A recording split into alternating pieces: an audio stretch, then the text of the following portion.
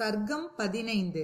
ராவணனை அழிப்பது எப்படி? மகா மேதாவியும் வேதவித்தகருமான ரிஷ்யசிருங்கர் சிறிது நேரம் தியானபரராக இருந்து என்ன செய்யலாம் என்பதை தனக்குள் நிச்சயித்து பின்னர் உணர்வு பெற்று மன்னரிடம் இவ்வாறு கூறினார்.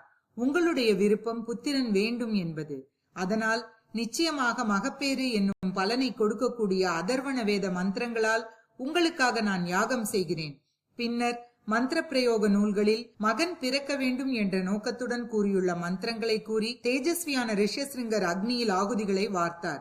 அப்போது தேவ கந்தர்வ சித்த முனிவர்கள் தத்தம் அவிர்வாகத்தை பெற்றுக் கொள்வதற்காக அங்கே வந்து கூடினார்கள். அவர்கள் தத்தமக்குரிய நிலைப்படி நின்று உலக படைப்பாளரான பிரம்மாவை பார்த்து முக்கியமான செய்தியை கூறினார்கள்.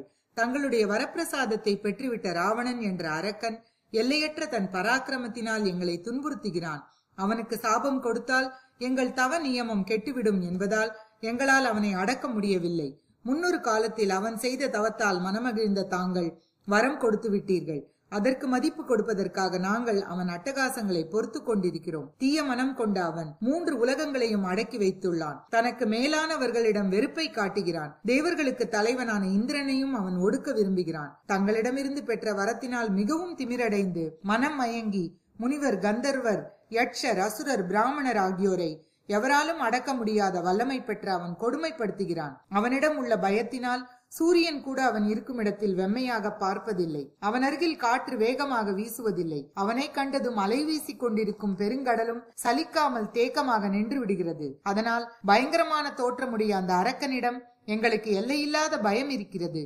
தீயவனான அவனை அழிப்பதற்காக தாங்கள்தான் ஏதேனும் உபாயம் செய்ய வேண்டும். இவ்வாறு தேவர்கள் கூடியதை கேட்ட பிரம்மா சிறிது நேரம் யோசித்து விட்டு, ஓ, அந்த கொடியவனை ஒழித்து கட்டுவதற்கான வழி எனக்கு தெரிந்து விட்டது என்று அவர்களிடம் சொன்னார். அவன் கந்தர்வர், யட்சர், தேவர், அசுரர், அரக்கர் ஆகியோரால் எனக்கு அழிவு ஏற்படாதிருக்க வேண்டும் என்று வேண்டினான். சரி, அப்படியே ஆகட்டும் என்று நான் வரம் கொடுத்தேன். மனிதர்களை மிகவும் கேவலமாக கருதியதால் அவர்களை தன் வரத்தில் சேர்க்கவில்லை. ஆகவே மனிதரால் தான் அவன் கொல்லப்பட முடியுமே தவிர வேறு எவராலும் அல்ல என்பது தெளிவாகிறது. பிரம்மாவிடமிருந்து வந்த ஆறுதலான இந்த சொற்களை கேட்டு தேவர்களும் முனிவர்களும் மற்ற அனைவரும் பெரிதும் சந்தோஷம் அடைந்தார்கள். இதனிடையில் உலக தலைவரும் பேரொளி பொருந்தியவருமான மகாவிஷ்ணு பட்டாடை அணிந்து சங்கு, சக்கரம், கதை முதலியவைகளை கையில் ஏந்தியவராக வந்து சேர்ந்தார். பிரம்மாவுடன் சேர்ந்து ஓரிடத்தில் அமைதியாக நின்றார். தேவர்கள் அனைவரும் தலை வணங்கி துதி செய்து பின்னர் இவ்வாறு சொன்னார்கள். விஷ்ணு, உலக மக்களின் நலனை முன்னிட்டு தங்களிடம் ஒரு பொறுப்பை ஒப்படைக்கிறோம். தர்மம் அறிந்தவர், வள்ளல், முனிவர்களை போன்ற ஆன்மீக ஒளிவுடையவர், அயோத்தியின் மன்னர் ஆகிய தசரதரின் நாணம், திருப்புகழ் ஆகிய 3 நற்குணங்களுக்கு இருப்பிடமான 3 மனைவிகளிடமும் தங்களை 4 கூறுகளாக செய்து கொண்டு தாங்கள் புத்திரராக பிறக்க வேண்டும். விஷ்ணு, மனித குலத்தில் பிறவி எடுப்பதால் தாங்கள் மனிதராக ஆகிவிடுவீர்கள். அப்போதுதான் தேவர்களால் கொல்ல முடியாதவனும் உலகங்களுக்கெல்லாம் கூறான முள் போன்றவனுமான ராவணனை யுத்தத்தில் கொல்ல முடியும். வரன் போன்ற பேராற்றல் பெற்று செருக்கி திரியும் அரக்கர் தலைவனான ராவணன் தேவ கந்தர்வ சித்த முனிவர்களை பாடாய்படுத்துகிறான். முனிவர்கள் மட்டுமல்லாமல் நந்தவன வனத்தில் விளையாடி கொண்டிருந்த கந்தர்வ அப்சரசுகளும் அவனால் துன்புறுத்தப்பட்டார்கள். அவனை கொல்ல வேண்டும் என்று பிரார்த்திப்பதற்காகவே முனிவர்களோடு கூட நாங்களும் தேவர்களும் வந்திருக்கிறோம். சித்த கந்தர்வ யட்சர்கள் தங்களை சரணடைந்திருக்கிறார்கள். மகாதேவரே, எங்கள் எல்லோருக்கும் தாங்கள்தான் பெருந்துணை. தேவர்களுடைய பகைவர்களை அழிப்பதற்காக மனித குலத்தில் அவதாரம் செய்வதில் மனத்தை செலுத்துங்கள்.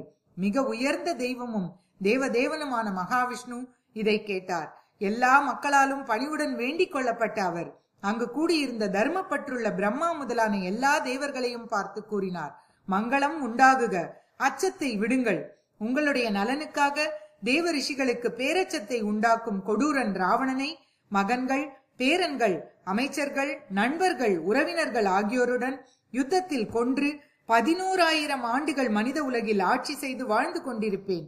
இவ்வாறு வரன் கொடுத்த பின்னர் கருணை உள்ளம் படைத்த ஸ்ரீ மகாவிஷ்ணு மனித பரம்பரையில் எந்த இடத்தில் பிறவி எடுப்பது என்பது பற்றி சிந்தித்தார். உடனே தாமரை கண்ணரான அவர் தன்னை 4 கூறுகளாக்கி கொண்டு தசரதர் தான் தனக்கு தந்தை என்று நிச்சயித்தார். அப்போது மதுசூதனரான அவரை தேவ, ரிஷி, கந்தர்வ, ருத்ர, அப்சர கணங்கள் இனிய சொற்களால் தோத்தரித்தார்கள். பிரபோ, ராவணன் அளவிட முடியாத ஆற்றல் உள்ளவன், எல்லையில்லாத செருக்கு உடையவன். அமரர்கோன் இந்திரனுக்கு பகைவன், உலக மக்களை அழ வைப்பவன், சாதுக்களுக்கும் தவசிகளுக்கும் உள் போன்றவன். எனவே தவம் செய்வோருக்கு பயத்தை தருகிற அவனை வேரோடு கெல்லி எரியுங்கள். உலகத்தையே கதறச் செய்ய வேணும் எல்லையற்ற பராக்கிரமம் படைத்தவனுமான அவனை சேனைகளோடும் உறவினர்களோடும் அடியோடு அழித்துவிட்டு பின் தீமை மாசு நெருங்க முடியாததும் தங்களால் பாதுகாக்கப்படுவதுமான விண்ணுலகத்திற்கு அமைதியான மனதோடு திரும்பி வாருங்கள். ஸ்ரீமத் வால்மீகி ராமாயணம் பாலகாண்டத்தில் 15வது சர்க்கம் முற்றிற்று.